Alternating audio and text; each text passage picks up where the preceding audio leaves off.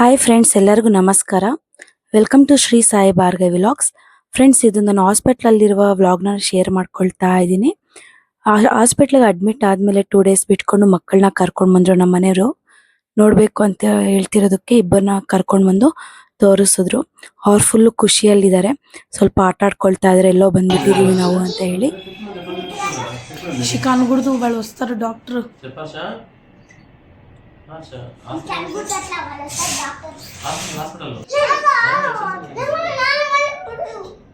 రైరా లేదురా ఎవరు కండిషన్ ఎరారా ఇప్పుడు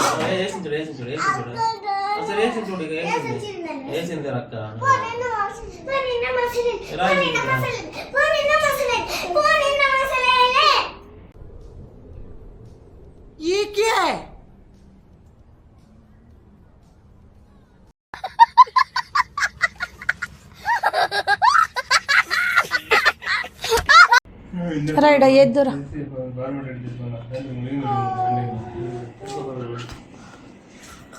ಸ್ವಲ್ಪ ಹೊತ್ತು ಆಟ ಆಡ್ಕೊಂಡು ಟೈಮ್ ಸ್ಪೆಂಡ್ ಮಾಡ್ಕೊಂಡು ನನ್ನ ಜೊತೆ ಇನ್ನೇನು ಮನೆಗೆ ಹೋಗ್ತಾ ಇದ್ದಾರೆ ಫ್ರೆಂಡ್ಸ್ ಇಬ್ರು. ನಮ್ಮ ಅಣ್ಣ ಕರ್ಕೊಂಡೋಗಿ ಬಿಟ್ಬಿಟ್ಟು ಬರ್ತೀನಿ ಅಂತ ಹೇಳಿದ್ರು.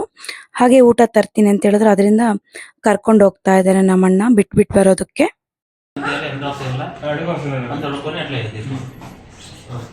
ಶಿಕಾ ಬಾಯ್.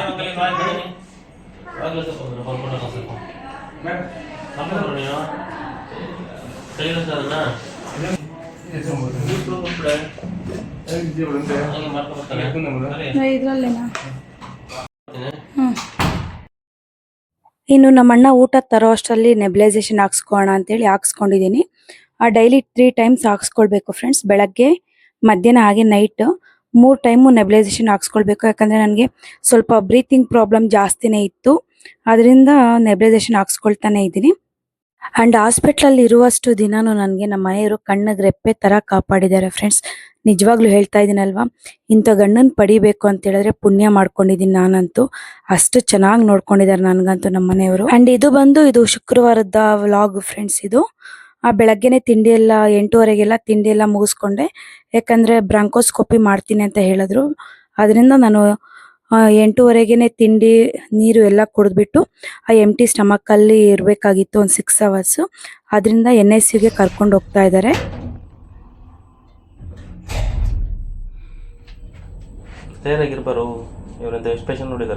ಎಷ್ಟು ಜನ ನೋಡಿದೀವಿ. ಧೈರ್ಯವಾಗಿರ್ಬೇಕು. ನೀನ್ ಧೈರ್ಯವಾಗಿರ್ಬೇಕು ಅಷ್ಟೇ. ನೀನ್ ಧೈರ್ಯವಾಗಿರ್ಬೇಕು. ಅಲ್ಲ, ಏನಾಗಲ್ಲ. ಇವತ್ತು ಕ್ಲಿಯರ್ ಮಾಡ್ಬಿಡ್ತಾರೆ ಲಂಗ್ಸ್. ಕ್ಲಿಯರ್ ಮಾಡ್ತಾರೆ ಲಂಗ್ಸ್. ಅದು ಒಳಗಡೆ ಇರೋದು ತೆಗಿತಾರೆ, ಮುಗೀತು. ನೀವು ಹೋಗಿ.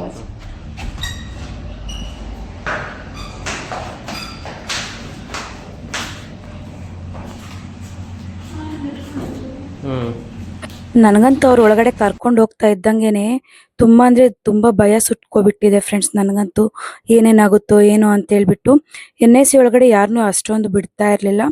ಬೆಡ್ ಮೇಲೆ ಹೋಗಿ ಮಲ್ಕೊಬಿಟ್ಟಿದ್ದೆ ಅಷ್ಟು. ಮತ್ತು ಅಲ್ಲಿರ್ಬೇಕಾದ್ರೆ ನಮ್ಮ ನಾದಿನಿ ಅವರು ಬಂದಿದ್ರು. ನಮ್ಮ ನಾದಿನಿ ಮತ್ತು ನಮ್ಮ ಮೈದಾ ಅವರು ಬಂದಿದ್ರು ನೋಡ್ಕೊಂಡು ಹೋಗೋಕ್ಕೆ. ತುಂಬ ಅಂದರೆ ತುಂಬ ಸೀರಿಯಸ್ ಆಗೋಗ್ಬಿಟ್ಟಿತ್ತು. ನನಗಂತೂ ಉಸಿರು ಎಳ್ಕೊಳ್ಳೋದಕ್ಕೂ ಅಷ್ಟು ಕಷ್ಟ ಹೋಗ್ಬಿಟ್ಟಿತ್ತು. ಆ ಥರ ಹೋಗ್ಬಿಟ್ಟಿತ್ತು. ಬೆಡ್ ಮೇಲೆ ಮಲ್ಕೊಬಿಟ್ಟಿದ್ದೆ. ಅವರು ಬಂದು ಪಾಪ ನೋಡ್ಕೊಂಡು ಹೋದರು. ನೋಡಿ, ಸೈಡಲ್ಲಿ ನಾನು ಹಾಕಿದ್ದೀನಲ್ವ, ಇದೇ ಆ ವಿಡಿಯೋ. ಮೂಗಿಂದ ಪೈಪ್ ಆಗಿಬಿಟ್ಟು ಈ ಥರ ಎಲ್ಲ ಲಂಗ್ಸ್ನೆಲ್ಲ ಕ್ಲೀನ್ ಮಾಡಿದ್ದಾರೆ.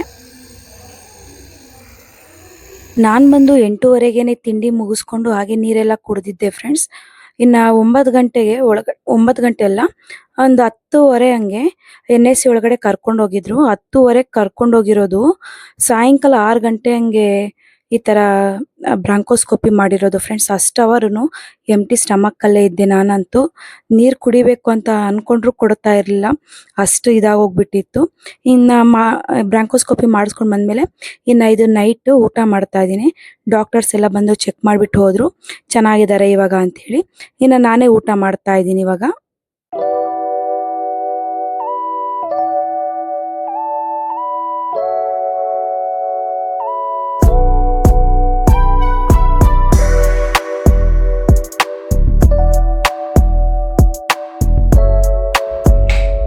ಇನ್ನು ಊಟ ಎಲ್ಲ ಆದಮೇಲೆ ನೆಕ್ಸ್ಟ್ ನನಗೆ ಇಲ್ಲಿ ಸ್ಪೈರೋಮೀಟರ್ನ ಕೊಟ್ಟಿದ್ರು ಫ್ರೆಂಡ್ಸ್. ನೋಡಿ ಈ ಥರ 3 ಬಾಲ್ಸ್ ಇರುತ್ತೆ. ಬ್ರೀತ್ ಇನ್ ಬ್ರೀತ್ ಔಟ್ ಥರ ಮಾಡ್ತಾ ಇರಬೇಕು 3 ಬಾಲ್ಸ್ನೂ. ಅದೊಂಥರ ಎಕ್ಸಸೈಸ್ ಥರ. ಅದೆಲ್ಲ ಆದಮೇಲೆ ಮತ್ತೆ ಡಾಕ್ಟ್ರು ಒಂದ್ಸಲ ಬಂದಿದ್ರು ಚೆಕಪ್ ಮಾಡೋದಕ್ಕೆ. ಮತ್ತು ಅವರೆಲ್ಲ ಚೆನ್ನಾಗಿದೆ, ಇವಾಗ ಉಸಿರಾಟದ ತೊಂದರೆ ಏನಿಲ್ಲ, ಚೆನ್ನಾಗಿ ಆಡ್ತಾ ಇದ್ದಾರೆ ಅಂತ ಹೇಳಿ ಹೋದರು. ನನಗಂತೂ ಈ ಥರ ಫಸ್ಟ್ ಟೈಮ್ ಫ್ರೆಂಡ್ಸ್ ಆಗಿರೋದು. ನನಗೆ ಯಾವತ್ತಂದರೆ ಯಾವತ್ತೂ ಆಗಿಲ್ಲ. ಯಾಕಂದರೆ ಕೆಮ್ಮಿ ಕಫ ಕಟ್ಟಿರೋದ್ರಿಂದ ನನಗೆ ಈ ಥರ ಪ್ರಾಬ್ಲಮ್ ಅನ್ನೋದು ಬಂದುಬಿಡ್ತು. ಹಾಯ್ ಫ್ರೆಂಡ್ಸ್, ಇವಾಗ ಊಟ ಮಾಡ್ತಾ ಇದ್ದೀನಿ.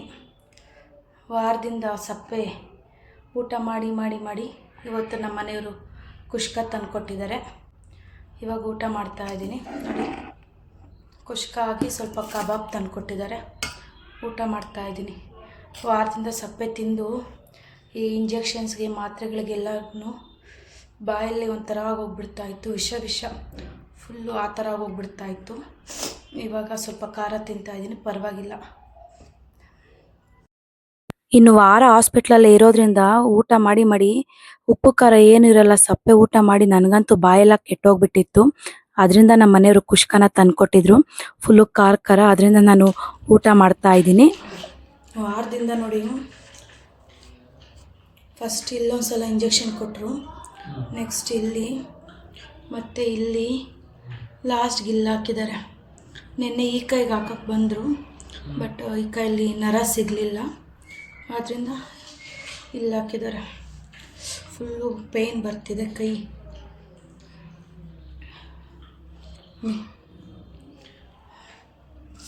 ಸುಮ್ಮನೆ ಜ್ವರ ಅಂತ ಬಂದಿರೋದು, ಅಡ್ಮಿಟ್ ಮಾಡ್ಕೊಬಿಟ್ರು ವಾರದಿಂದನೂ.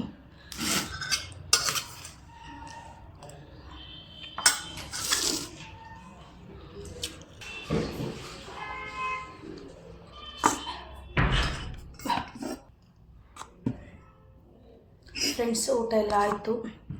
ಇವಾಗ ಟ್ಯಾಬ್ಲೆಟ್ಸ್ ಕೊಡ್ತಾರೆ. ಟ್ಯಾಬ್ಲೆಟ್ಸ್ ನುಂಗ್ಬಿಟ್ಟು ವಾಕ್ ಮಾಡಿ ಬರಬೇಕು.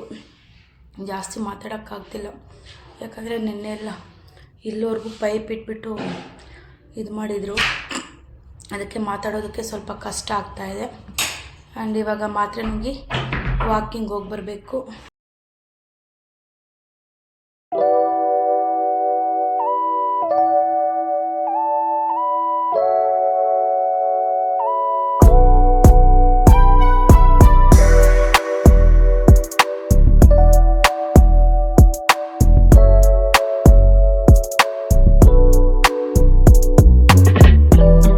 ಇನ್ನು ಇದು ಬಂದು ಡಿಸ್ಚಾರ್ಜ್ ಟೈಮಲ್ಲಿ ನಾನು ಶೂಟ್ ಮಾಡ್ಕೊಂಡಿರೋದು ಫ್ರೆಂಡ್ಸ್. ಕ್ಯಾನ್ವಲ್ ಎಲ್ಲ ತೆಗಿತಾ ಇದ್ದಾರೆ. ಇನ್ನೇನು ಪರವಾಗಿಲ್ಲ ಅಂತೇಳಿ ಎಲ್ಲ ತೆಗೆದ್ಬಿಟ್ಟು ಹತ್ತಿ ಆಗಿಬಿಟ್ಟು ಪ್ಲಾಸ್ಟರ್ನ ಸುತ್ತಾ ಇದ್ದಾರೆ ನೋಡಿ. ಇನ್ನು ಹಳೇದನ್ನೆಲ್ಲ ಬ್ಯಾಂಡೇಜ್ ಎಲ್ಲ ತೆಗಿತಾ ಇದ್ದಾರೆ ನೋಡಿ. ಎಷ್ಟು ಚುಚ್ಚಿದ್ರು ಗೊತ್ತಾ, ನನಗಂತೂ ಯಪ್ಪ ಅನಿಸ್ಬಿಡುತ್ತೆ. ನನಗಂತೂ ನಾನು ಡೆಲಿವರಿ ಟೈಮಲ್ಲಿ ಚುಚ್ಚಿಸ್ಕೊಂಡಿದ್ದೆ ಅಷ್ಟು, ಮತ್ತೆ ಒಂದು ಇಂಜೆಕ್ಷನ್ ಹಾಕ್ಸ್ಕೊಂಡಿರಲಿಲ್ಲ. ಇವಾಗ ಒಂದು 4-5 ಕಡೆ ಚುಚ್ಚಿಬಿಟ್ಟಿದ್ದಾರೆ ಕೈಗಂತೂ. ಹೋಗ್ಲಿ ಬಿಡಿ ಅಂತೇಳಿ ನಾನು ಸುಮ್ಮನೆ ಆಗೋಗ್ಬಿಟ್ಟಿದ್ದೀನಿ. ಇನ್ನೇನು ಮಾಡೋಕ್ಕಾಗುತ್ತೆ ಹುಷಾರಿಲ್ದಿ ಟೈಮಲ್ಲಿ.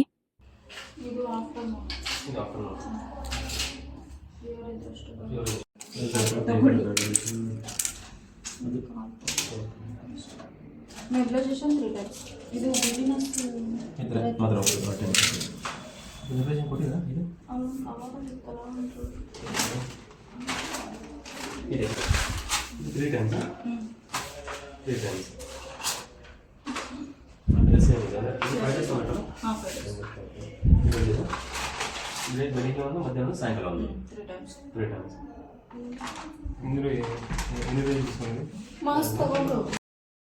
ಇನ್ನು ಟೈಮ್ ಎಷ್ಟು ಹಾಕ್ಕೊಳ್ಬೇಕು ಟ್ಯಾಬ್ಲೆಟ್ಸ್ ಅಂತ ಹೇಳಿ ನಮ್ಮ ಮನೆಯವರೆಲ್ಲ ವಿಚಾರಿಸ್ಕೊತಾ ಇದ್ರು. ಟ್ಯಾಬ್ಲೆಟ್ಸ್ನೆಲ್ಲ ಕೊಟ್ಟರು. ಹಾಗೆ ಅಲ್ಲೆಲ್ಲ ಮಾಸ್ಕ್ ಇರುತ್ತಲ್ಲ, ಮಾಸ್ಕ್ ಎಲ್ಲ ತಗೊಂಡಿದ್ವಿ. ಇನ್ನು ಎಲ್ಲ ಕ್ಲೀನಾಗಿ ಪ್ಯಾಕಿಂಗ್ ಮಾಡ್ಕೊಳ್ತಾ ಇದ್ವಿ, ಇನ್ನೇನು ಮನೆಗೆ ಹೋಗ್ಬೇಕು ಅಂತ ಹೇಳಿ.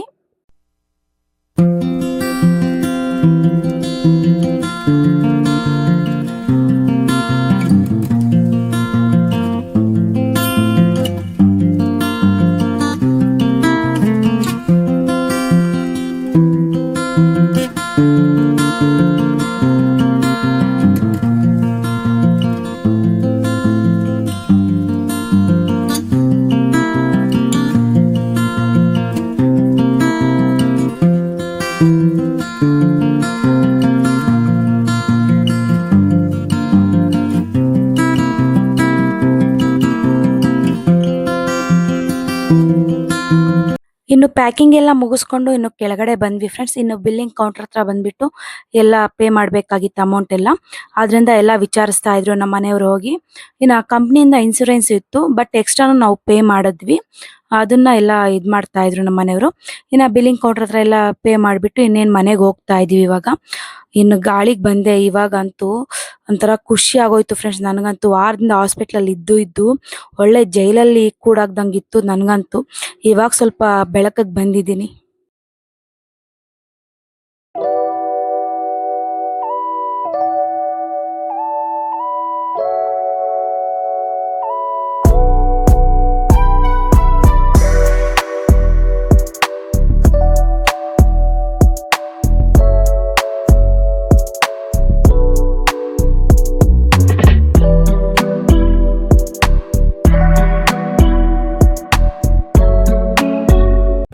ಇನ್ನು ಮನೆ ಹತ್ರ ಅಂತೂ ಬಂದ್ವಿ ಫ್ರೆಂಡ್ಸ್. ಇನ್ನು ನಮ್ಮಮ್ಮ ಬಂದು ಆಚೆನೆ ನಿಂತ್ಕೊಂಡಿರು, ದೃಷ್ಟಿ ತೆಗಿಬೇಕು ಅಂತ ಹೇಳಿದ್ರು. ಅದರಿಂದ ಔಟ್ ಸೈಡೇ ನಿಂತ್ಕೊಂಡಿದ್ದೆ. ಅಷ್ಟೊತ್ತಿಗೆ ನನ್ನ ಮಗ ಬಂದು ಜೋರಾಗಿ ಓಳು ಅಂತ ತಬ್ಬಿಟ್ಕೊಬಿಟ್ಟಿದ್ದಾನೆ. ಬಂಗಾರಿ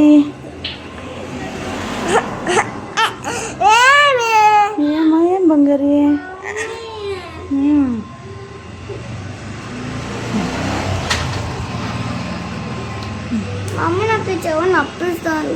హాస్పిటల్కి వచ్చింటు కదా.